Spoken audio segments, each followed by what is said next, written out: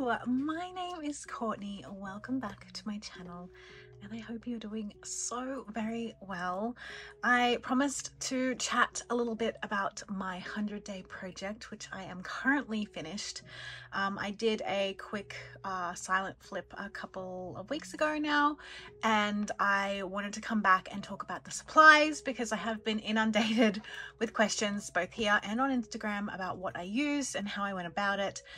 And I can now, well, I could have chatted about it then, but I am now done with the 100-day project. I have continued on drawing daily. I think I'm on day 114, so another 2 weeks after the project ended, I'm still going strong.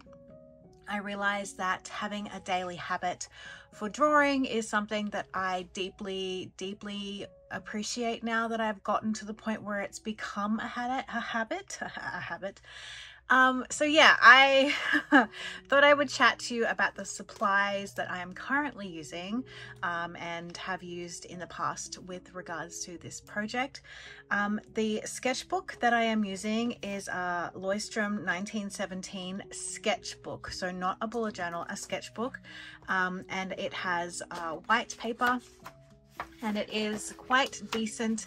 I'll put the link to where I purchased mine down below, keeping in mind that I'm Australian and I did purchase it from an Aussie website, but they do have other shops overseas that sell this brand. It is very well known. Bullet journalers know this brand very well. I had never tried their sketchbook. I've tried many sketchbooks in the past and have had a hard time keeping on track with filling a sketchbook.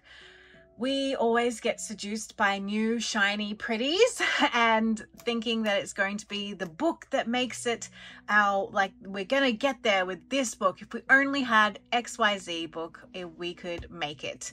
And I still have moments like that. I am spread out into many notebooks and many sketchbooks still, but this is the one that I do open daily now to work on because of how these pages have come alive. I didn't do anything in the first couple of pages because of the weird binding, so I've just left them as is. And like I said, I didn't expect this project to turn into what it did. I never in my wildest dreams think that this would be something that would... I talked about this to my patrons. I've already done a huge chat video about my feelings about this project and what it has done for me and how it has changed my creative life in a sense and has fueled a lot of creative energy that I didn't realize that I had stored up within me. And I am a firm believer of the domino effect when it comes to creative adventures. Like, the more creative you are, the more creative you are, and as they fall, you get further and further and you get more inspired and more creative. And yes, that can essentially lead to burnout. So far for creative energy in the drawing front, I am all good. I am doing just fine. I obviously fight depression behind the scenes. I've been very vocal about that. I don't hide that. And I am currently in the midst of fighting a depression wave. And so I have been actively trying to show up to this journal regardless of how I feel. And definitely some of my monsters do reflect that sort of vibe. Because I have always said that my monsters are almost like a self-portrait of myself. So when I'm feeling stressed and worried, a lot of my creatures feel stressed and worried, which is a reason why a lot of my creatures look very forlorn and very sad. I get asked often why I don't draw very many smiling creatures, and it's just because I put a lot of emotion into my drawings, and they a reflection of me or a reflection of something that I've done through my day. We had a house inspection recently, and so this little bug was sweeping his little heart out because I felt like I was sweeping my little heart out. This was my last illustration for the 100-day project. Just a self-portrait with a pencil and a little monster on my shoulder. So yes, I am still working my way through. I'm currently watching all the Studio Ghibli films with my husband chronologically on the weekends, and so they have made their way, characters have made their ways into my sketchbook because I am feeling very inspired by them. We've watched quite a few already, but there were some on our list that we hadn't seen before, so we thought we would watch them chronologically if we could get our hands on them, and so far it's been a really lovely pastime. So let's talk about supplies, shall we? For the first question that I get asked the most is, do I pre-paint my pages? And the answer is yes. This is what I do before I put anything down. It was something that I decided to do at the very start.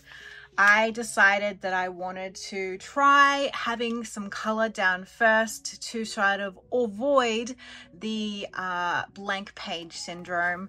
And as you can see, this page didn't get as much color, and you can see that there's a lot of white space that definitely needs filling in. And I think from then on, I just decided to paint the pages in different colors. I paint 3 pages ahead, just in case I decide that I want to use a non-waterproof like marker or pen, especially to line something, more for lining than anything. If I use something that is not water resistant and then I paint on it the next day, I have had instances where things have bled through. So I think there was a mark here that I covered up with collage. There was another one that got, like my little candle here, when I painted this here, it did bleed through onto my candle. So I think from then on I started painting at least 3 pages ahead, if I could get that done, so that none of my illustrations would get affected, because I am a little bit heavy-handed, and it does also help create some really unique illustrations when it comes to coloring. Now, this may not work for everyone because my illustration style is very whimsical, very otherworldly. There are things that don't exist. I draw monsters pretty much on the daily, so quirky, weird, fantastical colors suits my style to a T. And I guess if you know what kind of subject matter you want to draw, you could manipulate the colors that you use in order to help your backgrounds have a bit more fun and texture.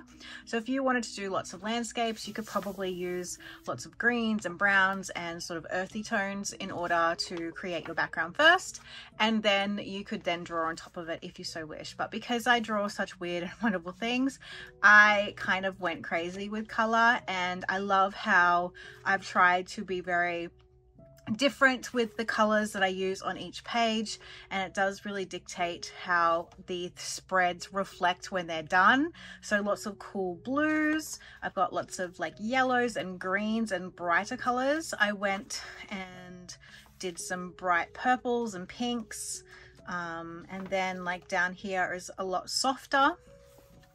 And then I started incorporating neons because I really wanted to play with neons, even though they suck when scanning.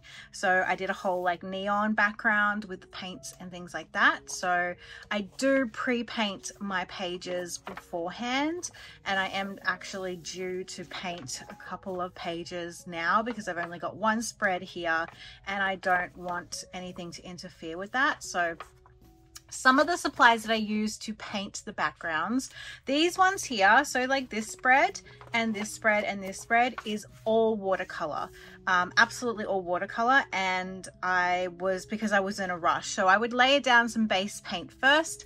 I will do a little demonstration overlaid as I talk. I do some base paint first so that I can get just some basic colors in, and then I give it a little bit of a dry and then layer over some more colors and try and get a little bit of texture in there and try and get some like just really unique looking feels. I try to not muddy colors very much in the second layer, which is sometimes easier and harder. Sometimes it's easier to say that, but harder to do in practice. I also have used in the past in my earlier pages Some inks as well. So I have been using the Aero Color acrylic inks by Schmincke. I've had these for years. I got these when I was working with Canson back in the day. So I've got some of these acrylic inks. I water everything down so it's not too high intensity. There are some sections where I haven't done that, and you can definitely see that they are bright and vibrant, and sometimes that works in my favor, and sometimes it's really hard to sort of bring out other colors, especially in the blue pages. Although this spread is one of my favorites with all the bright crazy blue, it was a lot of work to bring other colors up. I did have moments where I must have put down a little bit too much of the matte paint or something around here where a lot of things resisted, so I have been very careful to not do that again. And I'm pretty sure this may have been a mixture of not watered down acrylic gouache properly, or the craft paint I was using was just creating a weird little resist. I'm not sure what happened here, but I had a lot of trouble, which is why there is nothing here in this spot. I've also used Ecoline liquid watercolor as well. I have a couple of bottles of these, and I have quite a lot of mixed media supplies that I don't often reach for these days. So I did make an attempt to bring out these sorts of things. They are really fun to play with, and they're really fun to work with. Like I said, I do use the acrylic gouache, which is like a lot of hype and love are in these at the moment. These are by, I can't quite remember, my brain is losing it. Holbein, yes, they're by Holbein, sorry. I bought these while I was in Japan because they are super hard to get here in Australia, or back in the day they were. And so when I went to Japan, I picked up quite a few colors while I was over there because they were quite a lot cheaper. This and Copic markers were crazily different in price than they are here in Australia. I was paying almost $9 a pen here in Australia for Copic markers, and in Japan they're like $3.20, $3.40. So it was insane, the price difference that we pay here in Australia. And we don't have like discount coupons and things like that. It's really hard to get good quality art supplies at a competitive price. So yeah, I have been watering down these as well. Like I said, I will do a little bit of a demonstration in a minute for you guys to have a look at how I put a background together. And I also obviously used watercolor. Now I use a mixture of watercolors. I've got lots of different colors and palettes that I work with and play with. I have watercolors ranging from all different types. I'm pretty sure these are Daniel Smith watercolors from memory. I have some of the oh, I can't quite remember what this brand is. I have to look it up, but I bought them a long time ago. And I also have, oh, maybe, no, it's not Paul Rubens. These are also the same brand because I don't have very many tubes of watercolor. Most of my half pans were bought from Artistic Cat, who no longer sells on Etsy, sadly. So I have been very careful with my watercolors, trying not to use too much of them. I will buy tubes when I want to replace them. But this is my Pocket Rocket palette that I have been using for absolute years. I've just realized how dirty my palettes look. I apologize. But yeah, so some of these are watercolors that I've picked up from Japan. Some of these unusual shades, I did pick up some tube watercolors from Japan. And I'm just trying to think about the brand that I bought as well. So I might quickly just go check that for you so that I can have that information. I'm really terrible with names, guys. This is one thing I always stress about when I make these types of videos, because I don't pay super like a lot of attention to the names of things. I just kind of put things into palettes and enjoy playing with color. I enjoy color over brands, and so that is my problem, because when people want to know what I use, specific color names, specific brands, I just feel like a deer in the headlights and be like, it's a really nice pink. So let me just check. Okay, so the brand is Mission Gold. So my mum bought me this set for Christmas quite a few years ago, and they are the watercolors that are primarily in these two palettes. And I really like them. They are really lovely. I haven't had a problem. Like I said, I'm more of a color person.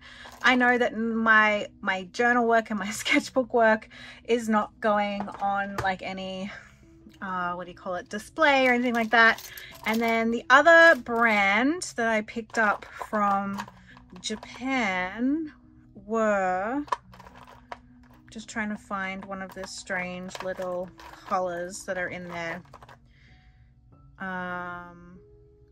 Kusakabe. Some of these were the colors that are like in here, and they didn't dry down too well. Like, they're a bit strange. This is the Floral Violet. It didn't, like, it still rehydrates properly, but yeah, it is a little bit strange. A couple of the colors were a little bit odd, but they were quite cheap in Japan. Like I said, this is my like little I obviously have Opera Pink in a tube for obvious reasons, but yeah, I have various little tubes of paint that I picked up whilst in Japan while I could, and then I've got like a couple of Daniel Smith colors that have either been gifted to me or I've picked up. I think I'm pretty sure I picked up the red.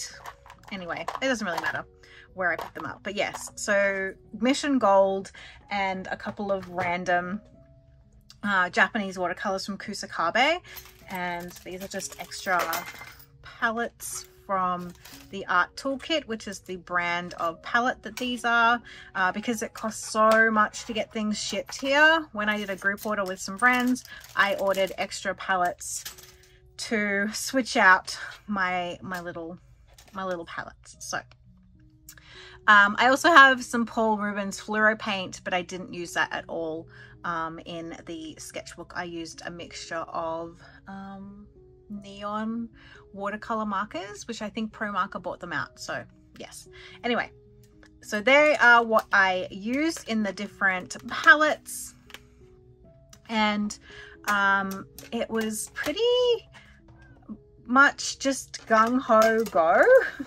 I just sort of used some water and a big paintbrush and slapped it all down, and then hoped for the best and tried to be not as super intentional unless I was going out of my way to create a certain color palette like the neons. I kind of just went at it as I did and went from there.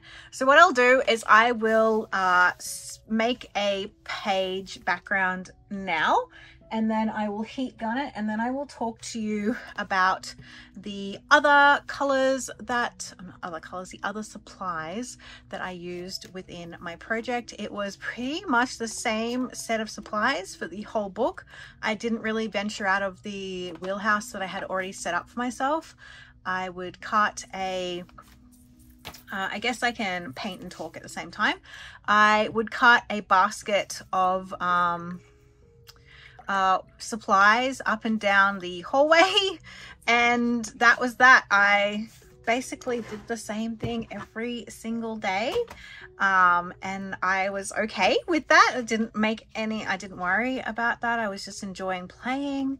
It was I had a really good time. The 100-day project was something that I have tried to do in the past so often, and have just really had a hard time making anything really stick, and I could never keep up with any creative challenges. It was just something that I did not know how to keep consistent with. And I know that drawing or being creative as a daily practice is super helpful to like creating and burnout and things like that. And so I really wanted to stick to it, and I almost didn't publicize that I was going to do the 100-day project so that I could, if I ended up failing it, I wouldn't feel so bad publicly. But I think posting it every day was definitely something that helped me. So I'm working in a much smaller space than I normally would. I kind of spread out on my dining table when doing this, so I probably should have filmed there, but we are in the studio at the moment. So I'm just sort of adding colors and things like that. Nothing too outlandish. Let's get some of that Potter's pink in there. This is such a pretty and subtle color, but my paintbrush is probably pretty filthy at the moment. I don't worry too much about it because half the time some of the backgrounds just get covered up, and that's okay. I used this color quite a lot. The problem is it is super dark, so I do like to water it down quite a lot.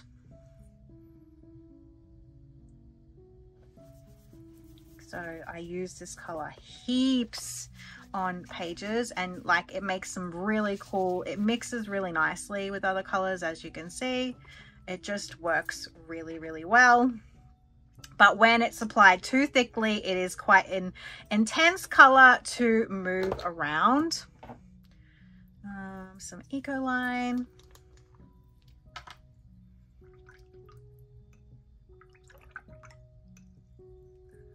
But I am very, very happy that I decided that I wanted to start this 100-day project, and I'm very happy that I made it a priority for myself to show up to this sketchbook every day. Even though some days I was still drawing at, you know, 11:50 at night on the couch, I made sure that I knew that it was something that had to be done.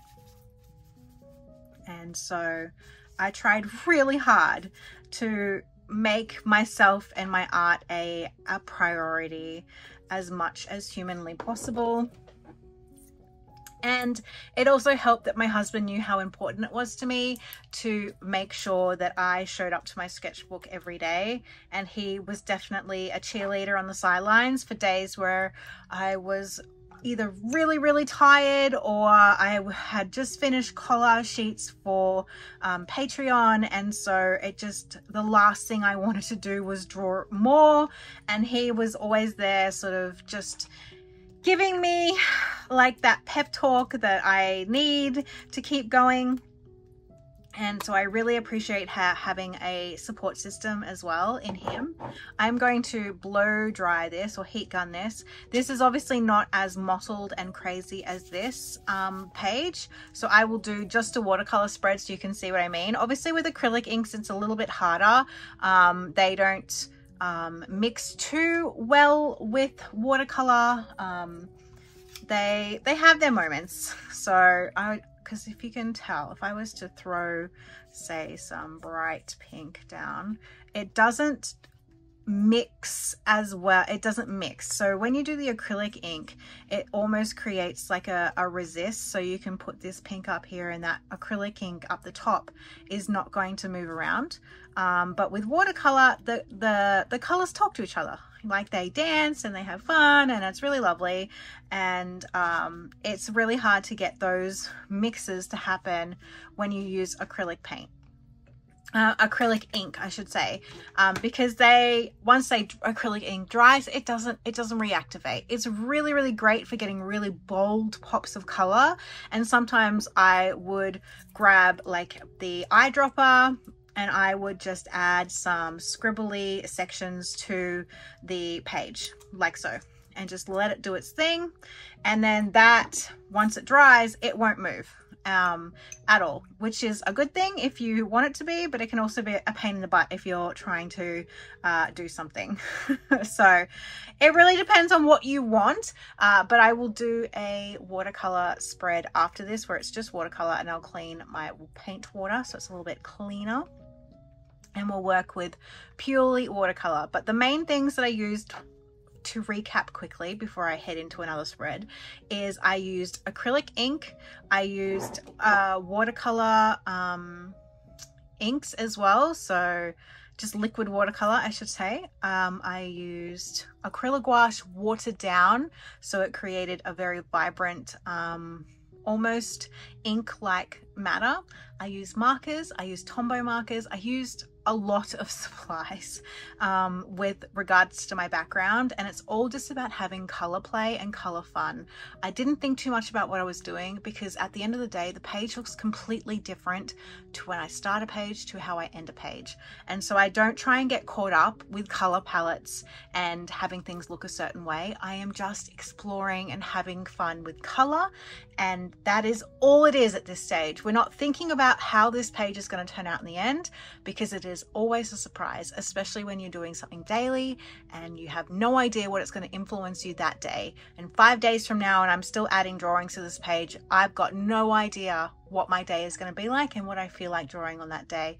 And so I can't come to a spread like this and go, I know I'm going to draw all landscapes for the next 5 days, unless you've set out to do an intention like that. And I certainly did not, because I know that when I try and box myself in like that and say, I'm going to draw this subject matter for the next 5 days, something is going to break, and usually it's me. So just have fun with play, like have fun with color, explore, like try and work out what supplies work. Make sure if you are putting things down on your background, they are not going to create a resist for your supplies that you want to put on top. So working with things that are like liquid watercolors, inks, if you're going to do Liquitex inks, I suggest watering them down. Sometimes Liquitex inks have a shininess to them, which work harder to work over the top of. So I haven't used any Liquitex inks here. I've used some of the Jane Davenport incredible inks. I think this is her old packaging. She's got new colors now. This tinsel color is one of my favorites. I use this in a lot of spreads. She's got some amazing art supplies in her arsenal and what she's created. But yeah, I use a lot of her inks as well because they work really well with a lot of other supplies on the things that I actually do use for drawing.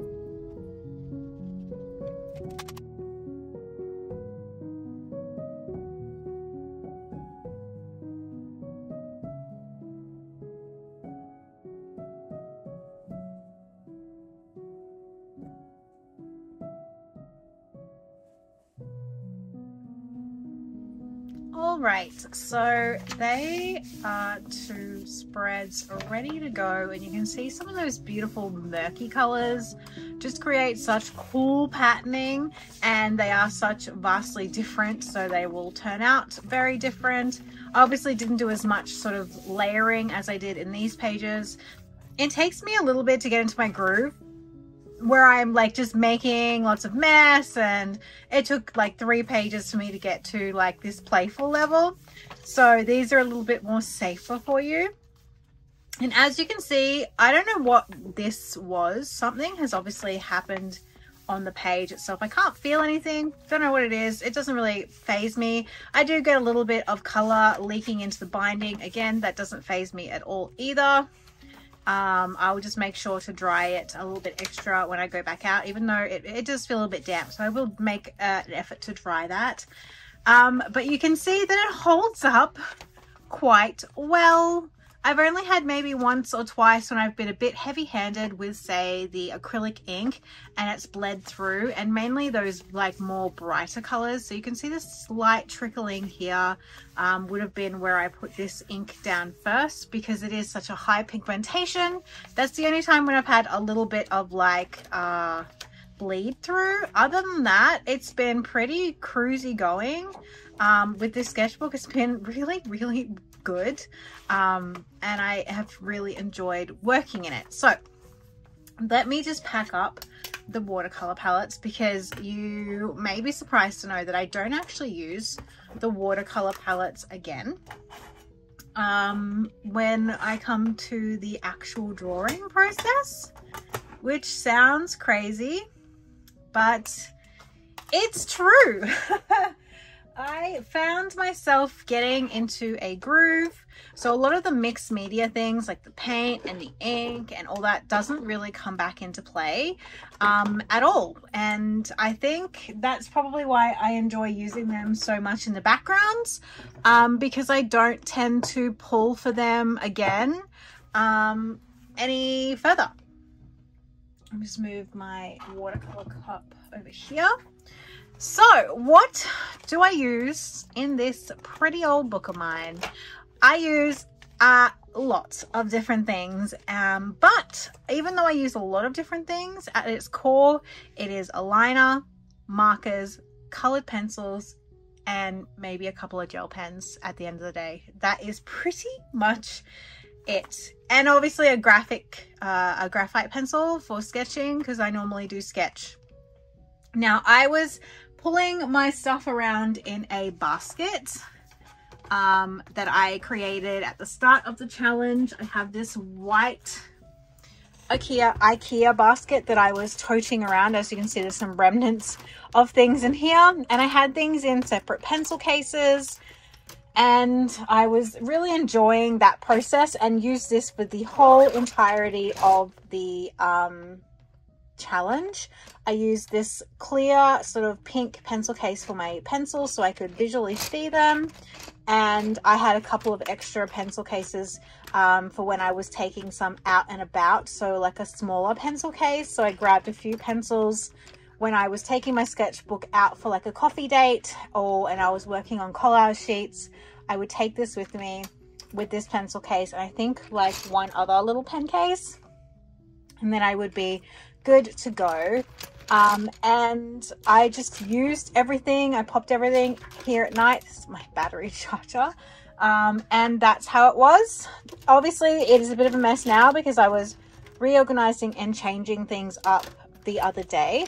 So I will talk to you about the first things that I use first up. So at the moment, all my supplies, all the supplies I'm currently using is in this wooden tray that I picked up from a antique store in the Blue Mountains over the weekend, and I'd only just switched my stuff into this carry case because I was trying to refresh up my supplies, if you will, because sometimes, even though I'm still having a really good time with this project, I really enjoy changing things up to keep things fresh. And I was finding myself adding more and more pencils to my pencil cases because I just really love pencils and I really enjoy using them. And so I was getting a bit out of hand with how much I was toting back and forward to the studio. So I wanted to try and sort of limit the stuff that I was using. So some of the things that I use first is the Tombow Dust Catch Mono Eraser. This is my favorite eraser. I have these in multiple different sizes, and I have one pretty much in most pencil cases that I have because it's my favorite. So I have that. I primarily draw with the Caran d'Ache mechanical pencil. This one was a gift from my dear friend Marissa, who is also an artist, and this was her favorite pencil, and it was part of my birthday mail last year, I want to say. So I've been drawing primarily in these. Sometimes if I want to draw in a softer shade, I will pick up the pink Pilot Color Eno. This was my ride or die pencil over the last 4 or 5 years. I had literally sketched everything in pink, so I always have one around in case I want a more softer look for my sketches, or if I'm unsure exactly what I'm going to be drawing, I find that the pink is easier to blend in and erase. For lining, I use a mixture of the Unipin Fine Lines and Copic Marker multi-liners in various nib tips and colors. So you can see here that I have a plethora of different ones in my little tray here. So I have quite a few in the color wine, which, as you can see, I don't have any black liners in the permanent shade, and I just find black to be a really harsh color. I do have some black pens in here when it calls for the need, but I find myself using either the dark brown or the wine color when I'm looking to get some darkness into my drawings. If something specifically needs black, I will use this old school Muji pen. This is not waterproof, so I'm very careful with this one. I also have the Tombow Fudanose brushes, brush pens. I can't remember what brand this is. I want to say it, I can't even say. And I can't remember if I got it from the stationery selection box or if I bought it from Daiso, but it is just a black brush marker. It's very black, so I don't use it often because of how harsh it is. And I think that is it for black stuff. They are the black things that I use, but like I said, I don't use black super often in my drawings.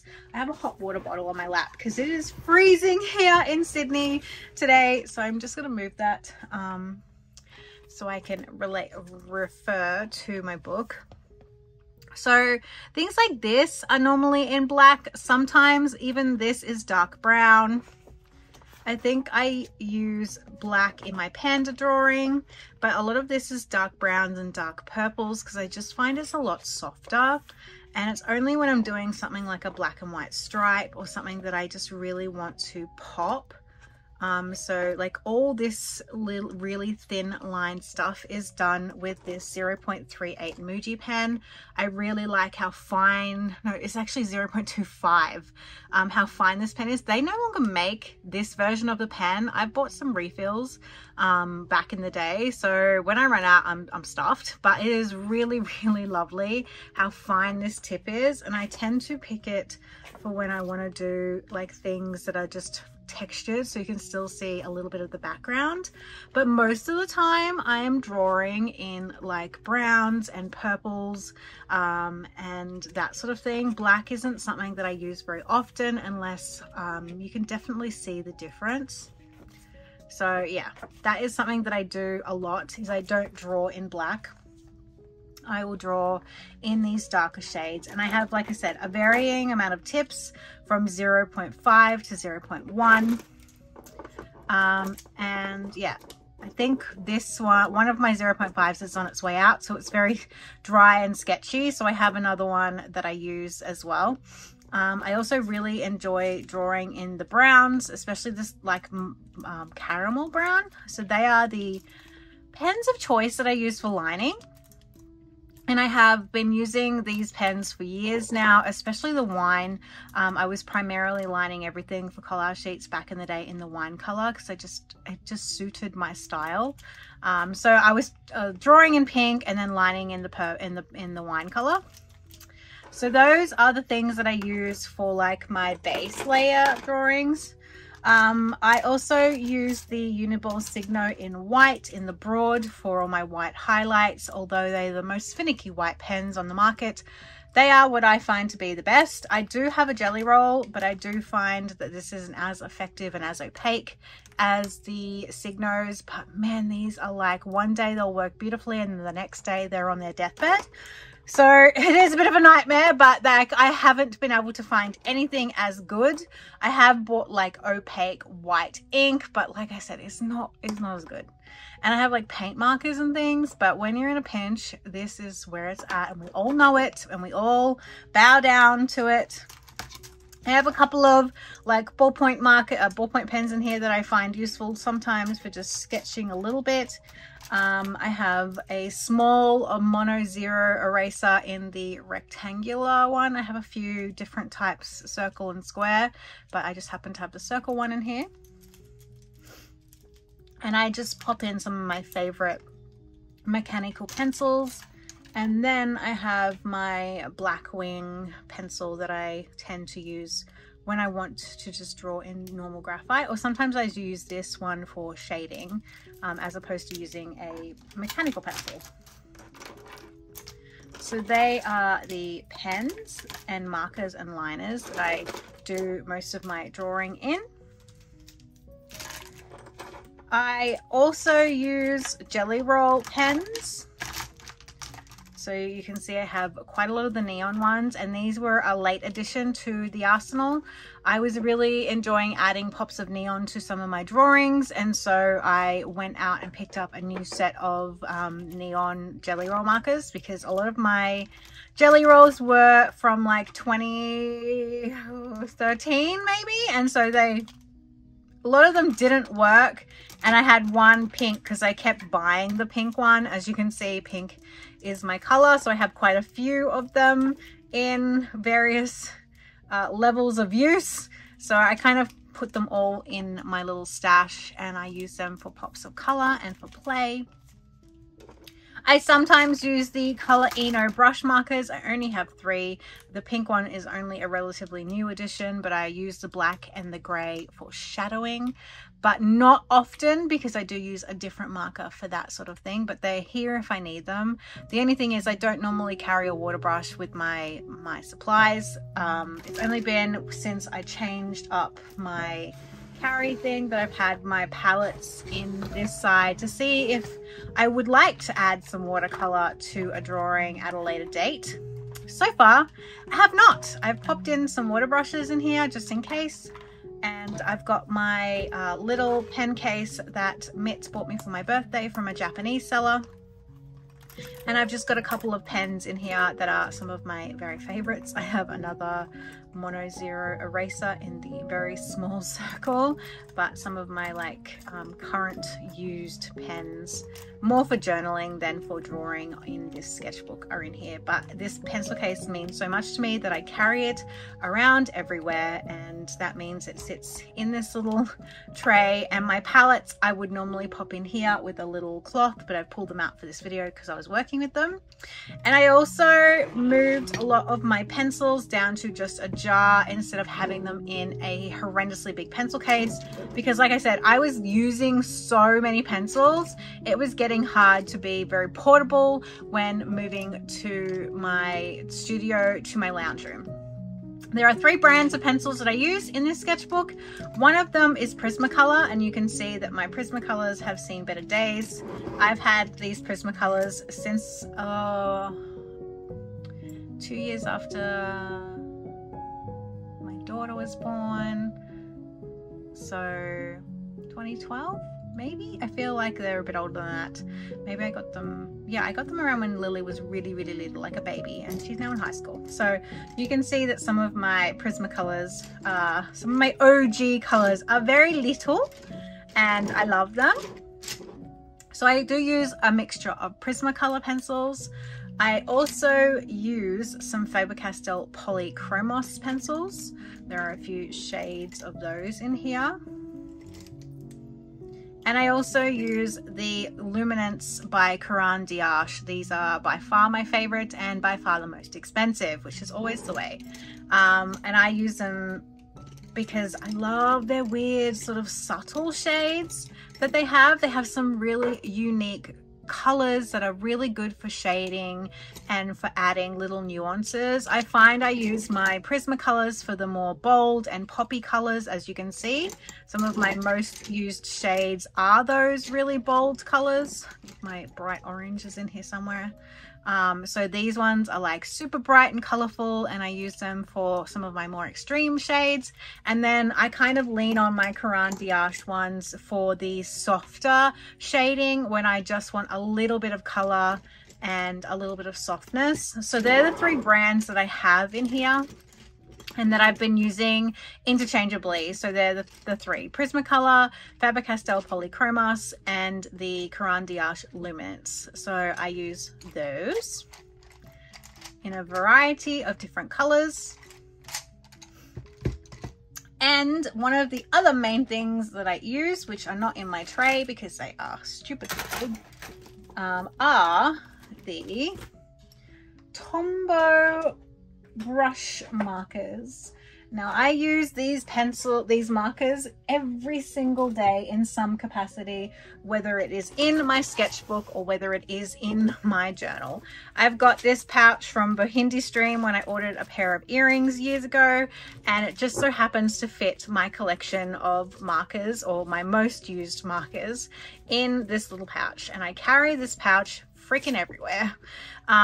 It's got all of the markers that I like to use, and I absolutely cannot stress how much I love these markers. I do have other markers. I have got the Sailor Shikiori markers, which I also super love. I have the Zig Clean Color markers, which I also super love. I've got mild liners, I've got Copic markers, I've got a lot of markers in my life, but I tend to just lean into these. I do find myself using the more neutral tones and some of the softer pastels a little bit more than these darker shades, especially when I am working with color that's already on the page and I just want to enhance some of this color. I find myself using soft pencils and markers to deepen shades up a lot of the time. But I always seem to find myself using the markers around the eyes, or when I want to just get a little bit more color. So they are the two main players, are pencils and markers, because they are a dry medium essentially, and they don't take up too much room. If I am like taking my pencil case out with me, I will maybe add like a gray, this soft pink, the purple also really works nicely, this blue, and maybe, where is that brown color? If I'm going out, these are the colors that I would normally take. So they are 523 in the purple, 451 in the blue, 912 in the like caramel brown, N95 in the gray, and 772 in the soft pink. So they are the colors that I would normally just throw into my handbag if I really wanted to have some markers. But most of the time I will just take a little pouch of pencils and my liners and just use that, because some of these are just all that, they're all pencils. And liners, like my little owl here, is just liners, colored pencils, working with the background that's already there, and some white pen. Same with this is all just colored pencils and liners, so I can get away with that because I've already done so much base work with the backgrounds already. So I already have a really rich color to work with that I find myself not really needing these in a pinch if I didn't need to, but I always have them with me in the house because they're so freaking versatile, and I use these in my journaling and in my sketchbook practice all the time. Like, they have become an absolute staple in my journal supplies. If you would like a video about my favorite journaling supplies, I will be happy to make one for you. But that is it. There is no secret supply that you haven't seen, or I'm not like gatekeeping anything. It is all the same supplies used over and over in that way. I also do use, like I mentioned before, neon markers, and these Emot pens occasionally, but not often enough to really mention them. I have them because they are waterproof colored pens, so they're really handy if I wanted to line in a different color, but I don't use them super lots. I'm just grabbing these markers. I've had these markers for eternity, to the point where they don't, Letraset don't have these anymore. I'm pretty sure Pro Marker took over Letraset, so I have got these neon markers that I absolutely love and have had for eternity, like I said. And sometimes I use those for adding like background. I did a lot of neon marker in the backgrounds here, and like this is a lot of neon marker in here. They're just super bright markers that I absolutely love, and was feeling not like burnt out, but I just wanted something different. So I pulled these out of the art supply graveyard and have loved using them for like just adding little backgrounds and pops and things like that. Same with the gel pens. They're just something to keep, you know, you gotta keep yourself interested, and shopping my supplies is definitely one of the things that I have been enjoying. So I think I've covered everything that I used. I know it's very higgledy-piggledy, but that's kind of how I work, and that's how these pages come together. But the basis of the supplies are everything that I've said. It is nothing different. It is just working with colored backgrounds, because it is a great way to distract the blank page mindset, and to just draw and have fun and enjoy the process. Some things are from my day, like these are my bedtime socks. This is a journal I picked up. This is how I was feeling on this day. Watching a movie, decided I wanted to paint a landscape, not for any other reason. Was really enjoying mandarins. Was watching Ghibli movies, creating a monster based on how I was feeling, especially this one. Having some issues with the dentist, and this is after I'd been to the dentist. So my dentist is Dr. Ed, and he just makes me feel so safe and secure, and so I kind of drew him in monster form holding a tooth. Birthday party that we attended for my mother-in-law, based off a pot plant that I had seen in Newtown. Feeling really tired and exhausted, hence the cup of tea. Meeting a new friend in the city and having lots of chats over hot drinks, so that's why there is a tea bag. A photo that I took on the way home from a city trip and decided I wanted to draw it. I'd been getting some really nice propagation, and I picked up these little bottles from a thrifted store, so that is why I drew that. It was my birthday. So they all have their own real purpose. Everything is intentional. Everything is linked back somehow to my day in some shape or form, or something like this. This shape was found in the watercolor, and I will mention that in my Facebook group to my patrons if something has come up through the watercolor. So this guy's shape was found in the watercolor, which is why he's a little bit out of proportion. This whole first spread was all based out of the shape of the watercolor, and that is how it kickstarted. So not everything is drawn for the sake of being drawn. That makes absolutely no sense, but some things come to life purely because of how they look within the watercolor.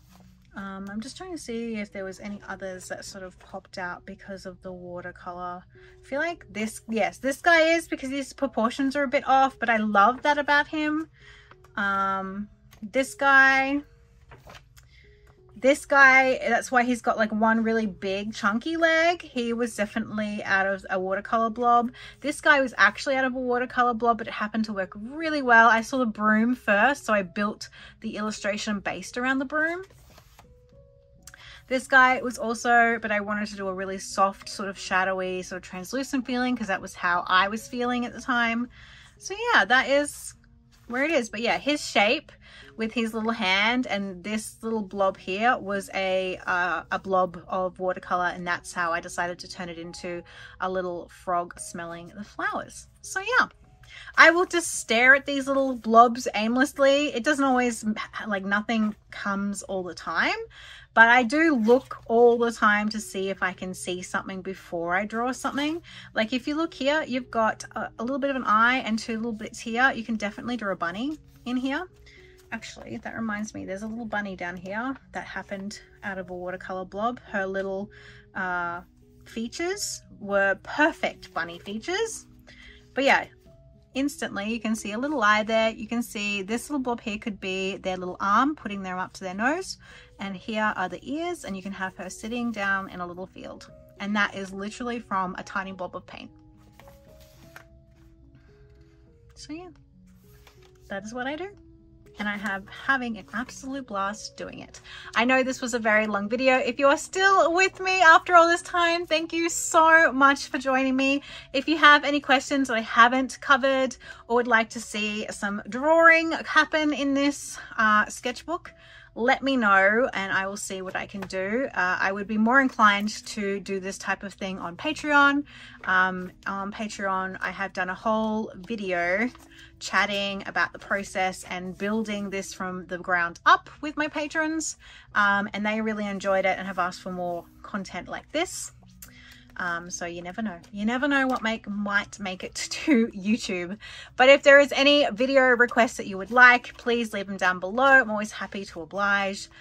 But yeah, that is all the supplies and how my 100-day journey basically changed my creative life and has instilled a daily drawing habit in me that I want to go as far as possible with. And this is the best way that I've found that's stuck.